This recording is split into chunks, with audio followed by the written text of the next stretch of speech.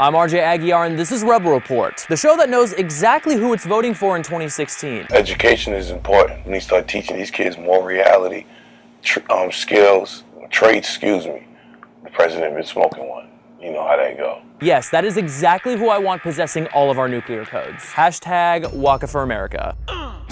So with our trains flying off the rails, ISIS out to kill us, rich people hijacking our government, and our weather more out of whack than ever, it's pretty safe to say that the average American is more stressed out than ever. Seriously, we're working harder for less money than at any other time in recent history, which is enough to raise anyone's blood pressure. And if you need proof of that, turn on your TV. Here's me, and here's my depression.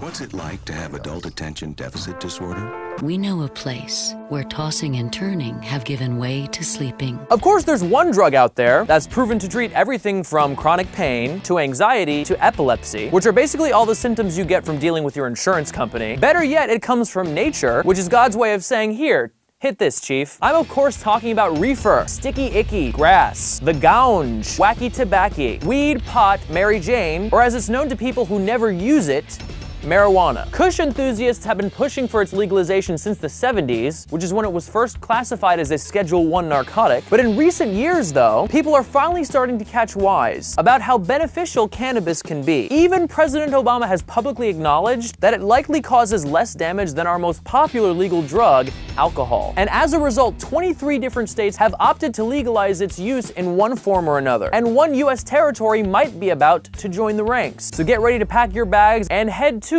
Puerto Rico. In an effort to jumpstart the territory's economy, Governor Alejandro Garcia Padilla recently issued an executive order instructing health officials to start writing regulations to legalize the medicinal use of marijuana. And trust me, I come from California, where the definition of medicinal is pretty wide. Let's just say that people out here are after more than one kind of green card.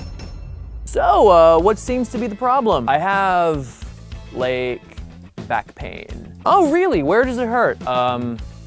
Right here, in my back. Can I maybe have a prescription for, you know... Yeah, sure, Cheech, go have fun. And it only makes sense for Puerto Rico to jump on this bandwagon. Latinos have always been ahead of the curve when it comes to this issue. Aside from Cheech Marin, the patron saint of Latino stoners, other advocates for its use have included Carlos Santana, Juanes, Cypress Hill, Jerry Garcia, Rosie Perez, Rosario Dawson, Gael Garcia Bernal. So yeah, why wouldn't they? Colorado made $53 million in 2014, and that's after spending $40 million to construct new schools. Now, how's that for money well spent? Especially when you think about how much they would be spending every year to lock up marijuana users for completely non-violent crimes. But the problem is this country is addicted, not just to gluten and to sugar and to other unhealthy stuff. America is addicted to the war on drugs. And just like any addict, it has continued to engage in this bad habit despite overwhelming evidence that it is doing absolutely no good. Drug use hasn't decreased in the last 40 years, and its use is pretty much consistent across all racial demographics. But of course, blacks and Hispanics are convicted far more often, crowding our prisons and virtually destroying their chances at having an actual career and being a productive member of society. Oh, and let's not forget the fact that outlawing marijuana has shifted money and power to violent gangs and cartels south of the border. The war on drugs kills enough people for 3 Iraq wars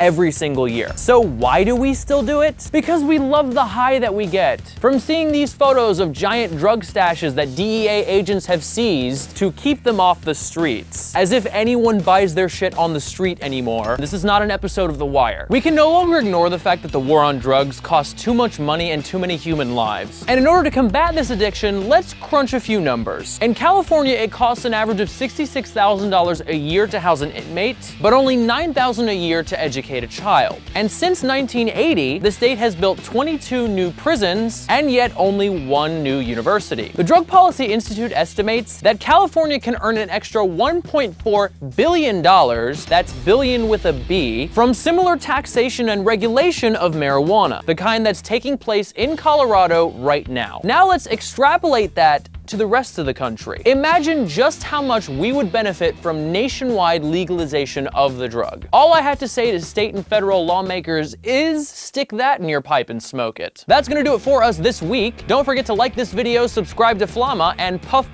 pass it to your friends or to whoever. Join the conversation in the comments below or on Twitter using the hashtag #RebelReport. We will see you soon with another episode. Until then, I'm RJ Aguiar, and I approve this message, dude.